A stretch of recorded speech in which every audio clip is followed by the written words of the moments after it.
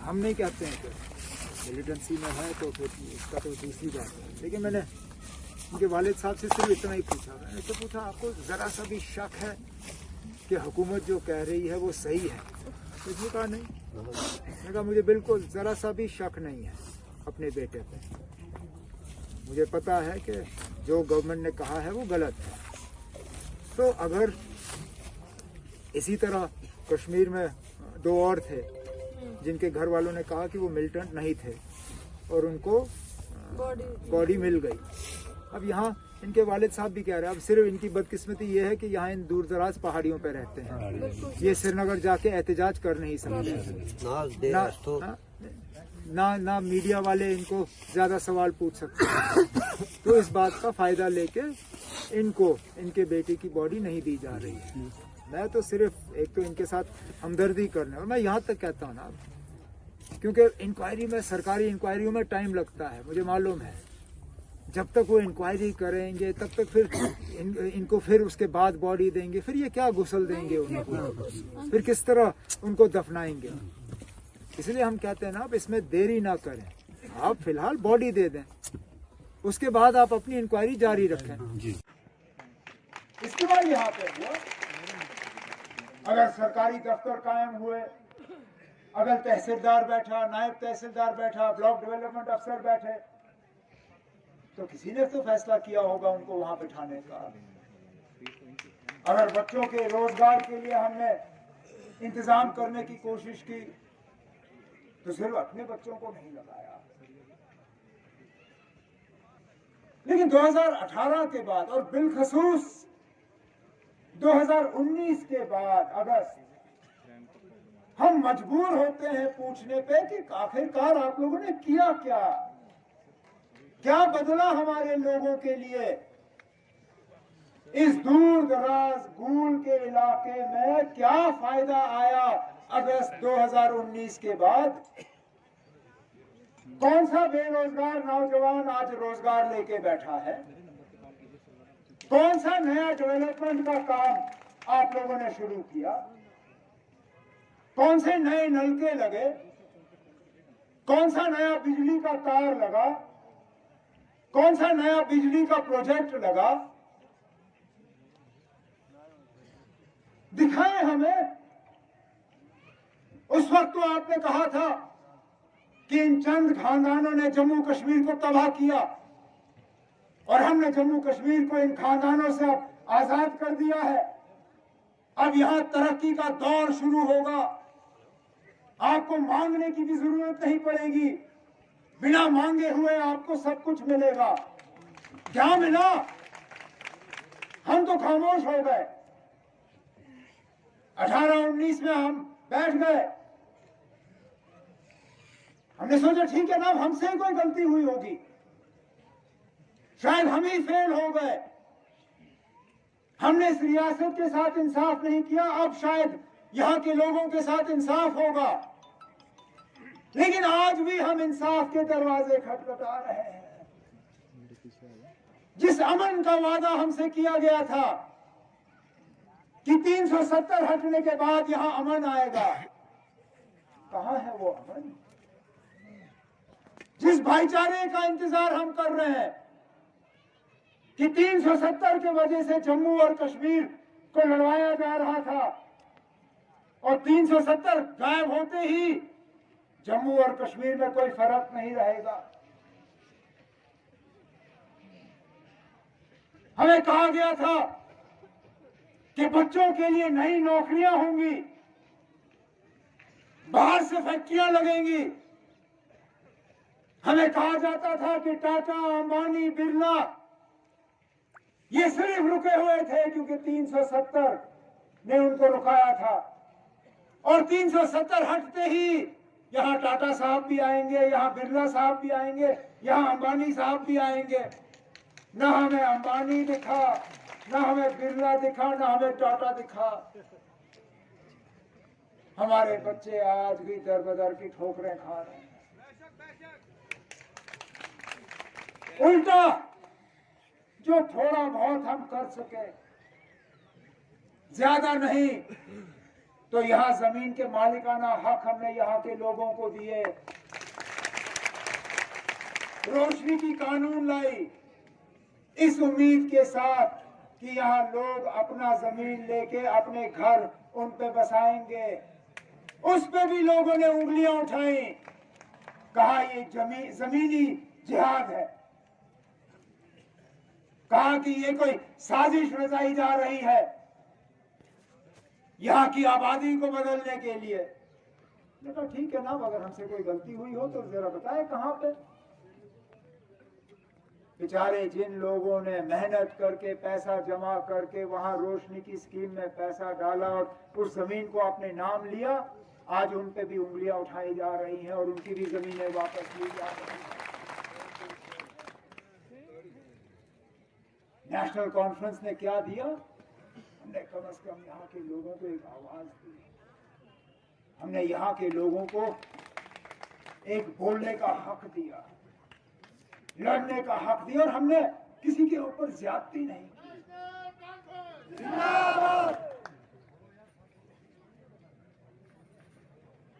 आज 2019 के बाद वो आवाज भी छीनी। आज अखबार वाला अखबार में सच लिखने से डरता है। ये सत्य हकीकत है। आप आज अखबार खोलिए, आपको उसमें सरकारी प्रेस नोट के अलावा अगर कुछ दिखा तो गनीमत है। और वो इसलिए नहीं कि अखबार वाला लिखना नहीं चाहता है, वो इसलिए कि बेचारे अखबार वाले को लिखने नहीं देते। अखबार वाला मुंह खोलता है तो पीछे से उसके इश्तिहार काटे जाते हैं। टेलीविजन वाला खोलता है तो पीछे से केबल वाला उसको मजबूर करते हैं तार काटने पे। टीवी चैनल पे कोई खबर सही देता है तो केबल वाले पे दबाव होता है कि पहले नंबर चैनल के बजाय इसको 100 नंबर चैनल पे डालो ताकि ये चैनल किसी को दिखे ही ना। आज बदकिस्मती हमारी ये है कि किसी बेगुनाह की लाश हासिल करने के लिए हमें एहतजाज करना पड़ता है। कहां पहुंचे हम?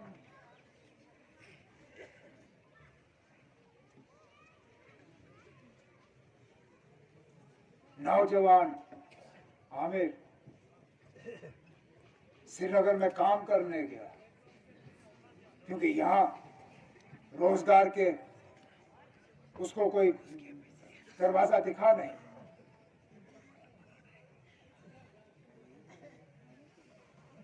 उसका बाप आज भी पुलिस की हिफाजत में रहता है क्योंकि उसने मिलिटेंसी के खिलाफ मुहिम चलाई।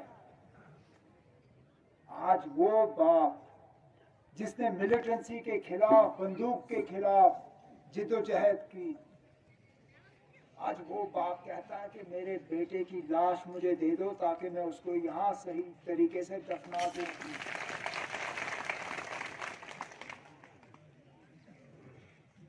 क्या इसलिए 2019 अगस्त हम पे ठोसा गया कि आमिर मागरे गूल का एक नौजवान हंदवारा में दफन हो और उसकी कब्र कहां वो तक किसी को पता नहीं। आज अगर उसका बाप उसके कब्र पे फातिहा भी पढ़ना चाहे तो शायद उसको बेटे की कब्र नहीं मिलेगी। तो फिर कहां है हमारे लीडर जो जम्मू जम्मू जम्मू जम्मू जम्मू करते हैं? क्या गूल जम्मू का हिस्सा नहीं है? क्या आप लोग जम्मू के हिस्से नहीं हो? क्या आप लोगों को हक नहीं है कि वो लोग आपकी नुमाइंदगी करें? या क्या उनकी सियासत सिर्फ यही है कि हिंदू को मुसलमान से लड़वाया जाए, जम्मू को कश्मीर से लड़वाया जाए, वोट का बंटवारा किया जाए ताकि यहां के लोगों की आवाज कमजोर हो? नहीं तो वो लोग क्यों नहीं आज सड़क पे बैठे हुए हैं? क्या आमिर मागरे उनका नहीं है?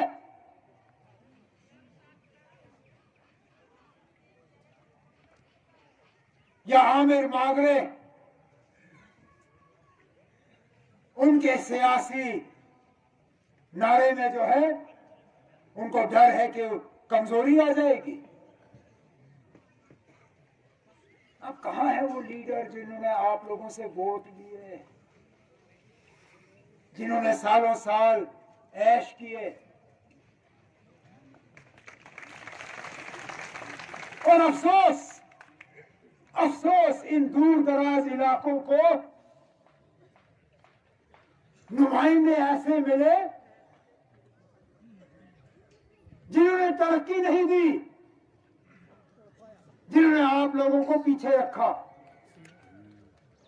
जिनको डर इस बात का था कि अगर यहां पे तरक्की आई, अगर आपके सड़क बने, अगर आपके बच्चे स्कूल गए, अगर आपके बच्चियां कॉलेज गई, तो आप सवाल करना शुरू करोगे, फिर उनको वोट नहीं मिलेंगे। इंडियन नेशनल कॉन्फ्रेंस जिंदाबाद, इंडियन नेशनल कॉन्फ्रेंस जिंदाबाद, और हमारे उमर अब्दुल्ला साहब जिंदाबाद। और अपने वोट हासिल करने के लिए उन्होंने आपके तरक्की के दरवाजों पे ताले चढ़ाए। ये थे आपके नुमाइंदे। और आज न सिर्फ आपके तरक्की पे उन्होंने ताले लगाए, बल्कि अपने जबान पे भी ताले लगे हुए हैं। बात करने के लिए तैयार नहीं। आज 2019 अगस्त के बाद हम मजबूर होते हैं पूछने पे, तो जम्मू कश्मीर के नौजवान का मुस्तकबिल और लद्दाख के बच्चे के मुस्तकबिल में फर्क क्यों? क्या हम एक ही रियासत से पैदा नहीं हुए? क्या अगस्त 2019 से पहले हम एक रियासत नहीं थे? क्या 15 अगस्त 1947 में हम एक साथ इस मुल्क का हिस्सा नहीं बने? तो फिर आज हमारे बच्चों और उनके बच्चों के मुस्तकबिल में फर्क क्यों किया जा रहा है?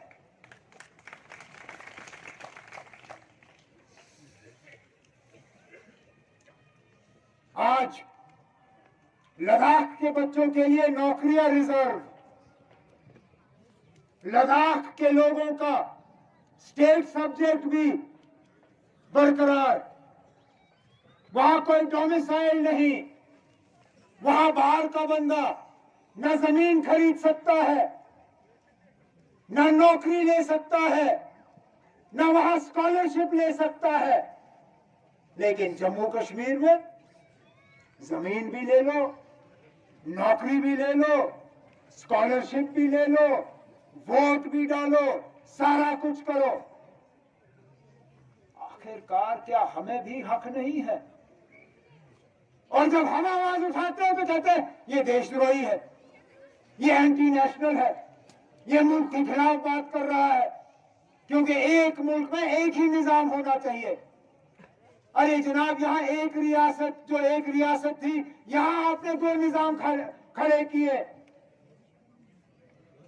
जब एक रियासत में आप दो निजाम खड़े कर सकते हो, तो क्या हमारा हक नहीं बनता कि हम उस पुराने निजाम के लिए जद्दोजहद करें जो अगस्त में आपने हमसे छीना था? हम जब 5 अगस्त 2019 की बात करते हैं तो हम अपने घर की बात नहीं करते, हम यहाँ के मजलूम को बचाने की बात करते हैं, यहाँ की गुर्बत को कम करने की बात करते हैं, यहाँ की बेरोजगारी को कम करने की बात करते हैं, यहाँ की तरक्की को दोबारा बहाल करने की बात करते हैं, जो 2019 अगस्त में हमसे छीना गया। और हम लड़ते रहेंगे इंशाअल्लाह, जब तक हम में दम है, जब तक हम में सांस है, हम लड़ते रहेंगे, क्योंकि ये इंसाफ की लड़ाई है, ये इंसाफ की लड़ाई है, ये सच्चाई की लड़ाई है। और सच्चाई की लड़ाई में कोई पीछे नहीं हटता, सच्चाई की लड़ाई में कोई पीछे नहीं हटता, और हम पीछे हटने वाले लोगों में से नहीं हैं। लेकिन हमें भी अपनी जगह एहतियात करना होगा, क्योंकि साजिश रचाने वाले बहुत लोग आएंगे। आज 2 साजिशें एक साथ चलाई जा रही है। एक वोट के बंटवारे की, एक वोट के बंटवारे की। दिल्ली ने यहां अलग अलग तंजीमें पैदा की हैं, जिनका मकसद सिर्फ यही है कि इन इलाकों में वोट का बंटवारा हो, चिनाब में, पीर पंचाल में और खासकर कश्मीर में। एक इस साजिश से आपने बचना है, और दूसरा डीलिमिटेशन के नाम पे ये हमें लड़वाने की कोशिश करेंगे। लेकिन आप डीलिमिटेशन में आपका हक बनता है असेंबली कॉन्स्टिट्यूएंसी मामला, और आपको अगर हक के बुनियाद पे फैसले हो, अगर इंसाफ और सच्चाई के बुनियाद पे फैसले हो, तो फिर भूल का अपना असेंबली हल्का बनना ये तो जाहिर सी बात है। और इंशाल्लाह इसके लिए जो हमारे मेंबर डिस्ट्रिक्ट ये डिलिमिटेशन कमीशन में है, 3 मेंबर पार्लियामेंट, बेशक वो कश्मीर के हैं, चाहे वो फारूक साहब हो, चाहे मसूदी साहब हो, चाहे लोन साहब हो, उन तीनों को मैं यहाँ से जाके आपका पैगाम पहुंचा दूंगा कि यहाँ पे आपके असेंबली हल्के के लिए उनको वहाँ पे जद्दोजहद करना होगा, उनको अपनी वहाँ पे आवाज उठानी होगी। और इंशाल्लाह जब उसमें पहले कदम पे हमारी कामयाबी होगी, फिर दूसरा कदम आएगा। जब असेंबली कॉन्स्टिट्यूएंसीज बढ़ेंगी तो जाहिर सी बात है कि डिस्ट्रिक्ट भी बढ़ने चाहिए। असेंबली कॉन्स्टिट्यूएंसीज की तादाद बढ़ेगी तो इंशाल्लाह नए डिस्ट्रिक्ट भी बनेंगे, और नए डिस्ट्रिक्ट बनेंगे तो उसमें आपका क्लेम भी आ जाता है एक पहाड़ी डिस्ट्रिक्ट के लिए।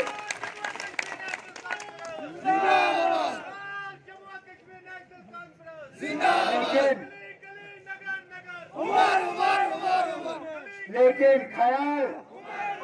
ख्याल इस बात का जरूर रखिएगा कि इन लोगों की साजिशें जो है वो कामयाब नहीं होनी चाहिए, नहीं होनी चाहिए। आप लोग सच, अगर आज तो वोट का मशीन हमारे सामने है नहीं, इसलिए मैं कोई वोट मांगने नहीं आया हूं, कोई आपसे हासिल करने नहीं आया हूं, सिर्फ आपसे गुजारिश करने आया हूं कि आप बात सुनिए, सुनने के बाद इस पे गौर करिए, और मेरी कोई भी बात अगर आपको दुरुस्त लगे तो जब फैसला करना होगा सही फैसला करें।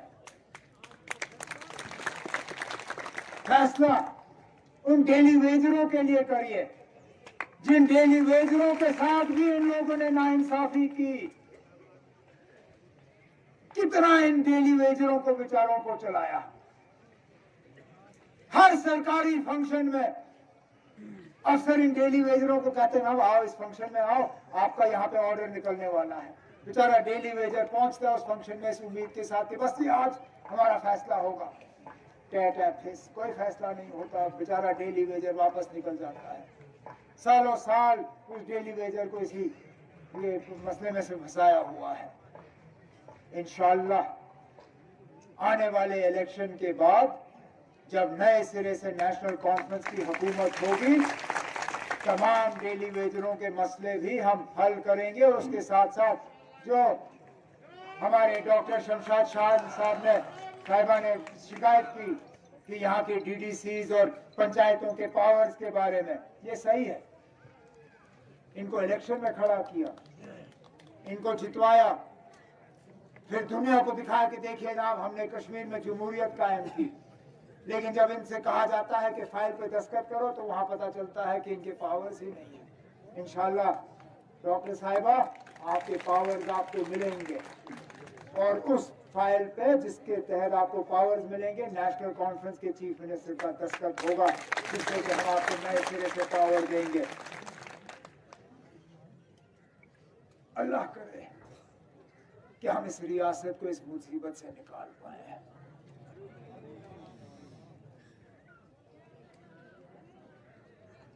मैं नेशनल कॉन्फ्रेंस के हमारे सदर जनाब फारूक साहब के तरफ से बिलखसूस आप सब साथियों का तहे दिल शुक्रगुजार हूं जो डीडीसी इलेक्शन में आप लोगों ने नेशनल कॉन्फ्रेंस को कामयाबी दी, क्योंकि मरहूम वाहिद शान साहब के उस इलेक्शन के बाद पता नहीं हम जो नेशनल कॉन्फ्रेंस की क़यादत में बैठे हुए हैं, पता नहीं हमसे क्या गलती हुई कि हम दोबारा ये सीट जो है नेशनल कॉन्फ्रेंस की झोली में लाके वापस रख नहीं सके। इसमें कसूर कभी आपका नहीं है, क्योंकि इलेक्शन में कसूर वोटर का नहीं होता। इलेक्शन में कसूर अगर होता है तो तंजीम का होता है। अगर हम आपको नेशनल कॉन्फ्रेंस के हक में वोट डालने के लिए तैयार नहीं कर सके तो कसूर वोटर का नहीं है, कसूर नेशनल कॉन्फ्रेंस और नेशनल कॉन्फ्रेंस की क़यादत का है। लेकिन तब भी डीडीसी इलेक्शनों में आपने थोड़ा सा हमें इशारा दिखाया है कि शायद गुंजाइश है कि हम इस सीट को दोबारा नेशनल कॉन्फ्रेंस के लिए जो है जितवा के ला सकेंगे। अब हमारा काम है कि आपके दरमियान और बाकी हम सब जो स्टेज के ऊपर बैठे हैं, एक जो फासला बना हुआ है उस फासले को हम दूर करें, एक तालमेल जो है हम बनाए रखें। और मैं जनाब फारूक साहब की तरफ से आपको ये यकीन दिलाना चाहता हूँ कि जो भी हमारे यहाँ गूल के आपके लोगों के डिमांड हैं, चाहे उनको पार्लियामेंट में उठाना हो, चाहे किसी और फोरम में उनको उठाना हो, हम आपकी बात करते रहेंगे, आपके लिए लड़ते रहेंगे। आप सिर्फ अल्लाह ताला से दुआ करें कि हमें वो तौफीक दे कि हम इस इलाके को, इस रियासत को, जम्मू कश्मीर को इस तबाही और बर्बादी से बचा सकें। मैं डॉक्टर साहिबा आपका, आपके तमाम साथियों का तहे दिल शुक्रगुजार हूँ कि आपने ये प्रोग्राम रखा। बड़े अरसे के बाद इस तरह के प्रोग्राम से मुखातिब होने का मुझे मौका हासिल हुआ है। यकीन माने 2019 अगस्त के बाद ये सिर्फ मेरा दूसरा जलसा है, लेकिन अब सालों साल वापसी का मैं इंतजार नहीं करूंगा। इंशाल्लाह जल्दी वापस आके दोबारा आपसे मुलाकात होगी। उस वक्त इस बार शायद हम जुलूस नहीं निकाल सके, अगली बार कामयाबी का जुलूस निकाल के यहाँ से जाएंगे। अल्लाह आपको अपनी हिफाजत में रखे, आपके घरों को आबाद रखे। इन्हीं अल्फाजों के साथ बहुत बहुत शुक्रिया।